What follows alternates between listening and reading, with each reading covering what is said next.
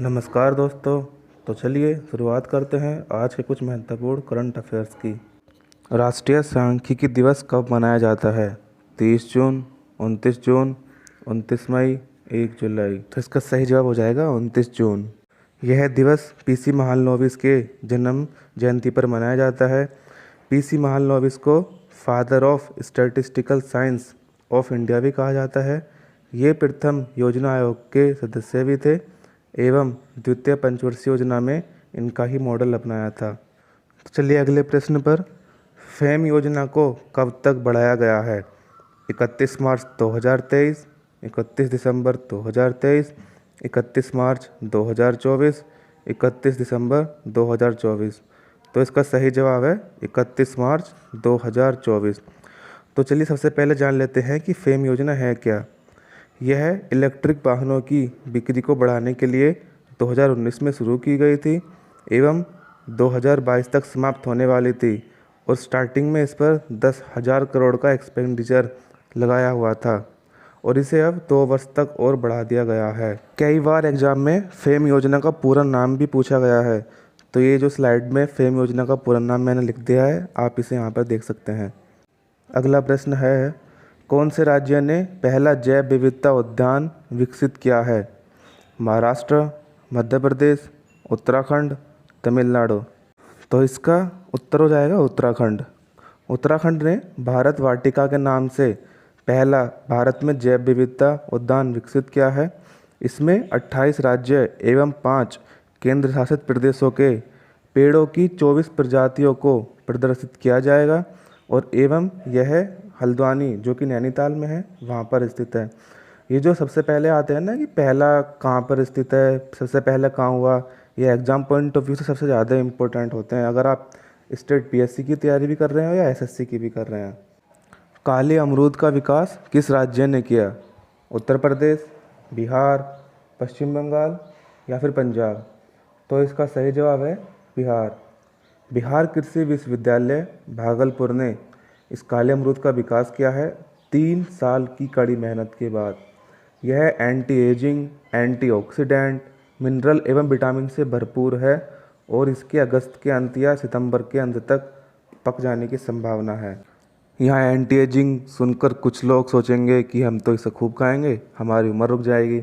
अरे भाई, यहाँ पे एंटी एजिंग से मतलब है कि इसे खाते रहने से तुम्हारे चेहरे पे जो रौनक है ना वो बनी रहेगी। तो चलिए अगले प्रश्न पर। विश्व के शीर्ष 100 मेडिकल कॉलेज में भारत के कितने कॉलेज शामिल हुए हैं? 6, 10, 3 या फिर 5। तो इसका सही जवाब है 6। विश्व के 2021 में शीर्ष मेडिकल कॉलेज में भारत के 6 कॉलेजों को शामिल किया गया है, जिनमें से एम्स दिल्ली का नंबर 23वां है।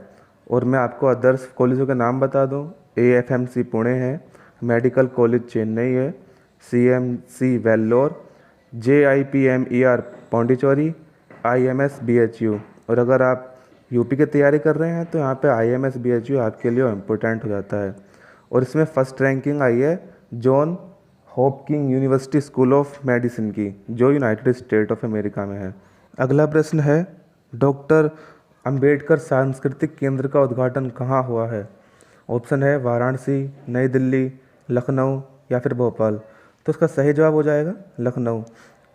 हाल ही में राष्ट्रपति की उत्तर प्रदेश की यात्रा के दौरान राष्ट्रपति ने कल ही यानी 29 जून को इसका उद्घाटन किया है और इसे राज्य के सांस्कृतिक मंत्रालय द्वारा बनाया जाएगा और एवं इसकी लागत 45.04 करोड़ की है। तो चलिए शुरुआत करते हैं आज की कुछ महत्वपूर्ण न्यूज़ की।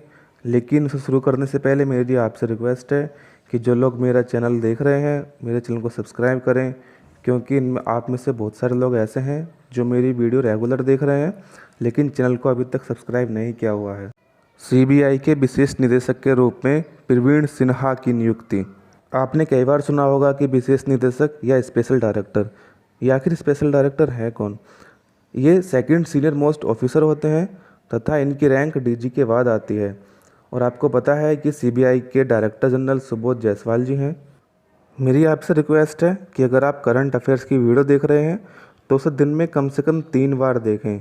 और अगर आप कॉपी के साथ यानी कि कॉपी पेन लेकर बैठे हैं तो एक दो बार में काम चल जाएगा, क्योंकि आप उसे जो करंट अफेयर्स का टॉपिक है उसे नोट डाउन करते रहते हैं। और सीबीआई की स्थापना 1 अप्रैल 1963 को हुई थी और इसका हेडक्वार्टर नई दिल्ली में है। आप ये जो फैक्ट वाली चीज़ें होते हैं ना उन्हें नोट करते रहा करें, क्योंकि एग्जाम में भी आ सकते हैं ये। प्राइम मिनिस्टर ऑफ इंडिया की रक्षा क्षेत्र में भविष्य की चुनौती को लेकर बैठक। प्रधानमंत्री साहब की रक्षा मंत्री, नेशनल सिक्योरिटी एडवाइज़र और गृह मंत्री के साथ आधुनिक उपकरण को लेकर बैठक हुई। यह बैठक जम्मू एयर फोर्स स्टेशन पर 2 लो इंटेंसिटी के टेक्निकल एरिया में अटैक होने के बाद हुई, जो अटैक 27 जून की सुबह सुबह को हुआ था। यह अटैक ड्रोन के जरिए हुआ। जो पहले वाले अटैक ने बिल्डिंग की छत है उसको थोड़ा सा डैमेज किया था और दूसरा वाला खुले क्षेत्र में फटा था। आप इसको इस बात से समझ सकते हैं कि भारत ने लगभग 50,000 सैनिकों को LAC की सीमा पर भेजा है। साजन प्रकाश ओलंपिक के लिए क्वालिफाई करने वाले पहले भारतीय तैराक बने और यह मुकाम उन्होंने 200 मीटर बटरफ्लाई में हासिल किया, जिसके लिए उन्हें swimming federation of India SFI ने 5 लाख का इनाम भी दिया है।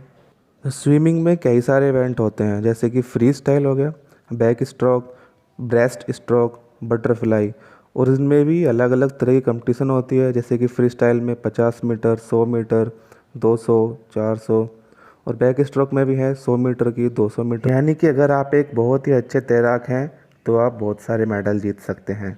तो चलिए चलते हैं अगली न्यूज़ पर। 2021 का T20 विश्व कप UAE में होगा, ये BCCI ने कहा है। हालांकि BCCI के पास वर्ल्ड कप को भारत में करने के अभी भी अधिकार हैं, जो 17 अक्टूबर 2021 से शुरू होगा और इसमें 16 टीमें खेलेंगी।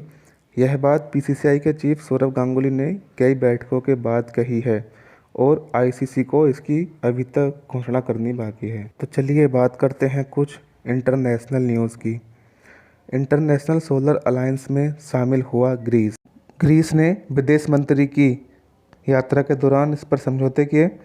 ISA 2015 में शुरू हुआ और इसमें अब तक 120 से ज़्यादा देश शामिल हैं और यह भारत द्वारा आरंभ किया गया था, जिससे सोलर एनर्जी की इफ़िशेंट कंजप्शन हो सके। और यह कर्क रेखा एवं मकर रेखा के बीच स्थित देशों को शामिल करता है और इसका हेडक्वार्टर गुरुग्राम में है। जनरली लोगों को लगता है कि ग्रीस और यूनान अलग अलग देश हैं, लेकिन ग्रीस और यूनान एक ही देश हैं। यूनान इसका पुराना नाम है। और ऐसे ही एक देश है मिस्र को इजिप्ट भी कहते हैं। चलिए चलते हैं अगली न्यूज़ पर।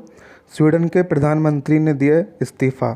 स्वीडन के प्रधानमंत्री स्टीफन लोफवेन ने उनके खिलाफ अविश्वास प्रस्ताव पारित होने के बाद अपने पद से इस्तीफ़ा दे दिया है और ऐसा करने वाले ये पहले स्वीडिश गवर्नमेंट लीडर हुए।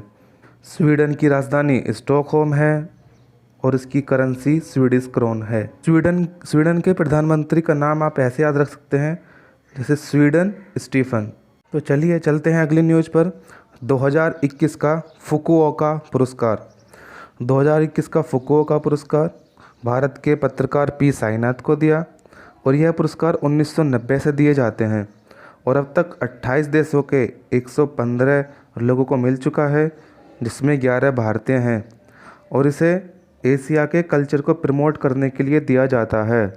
Kashmiri century portrait of a society in flux के लेखक कौन हैं? Kashmiri century portrait of a society in flux की लेखिका खेमलता वाखले हैं।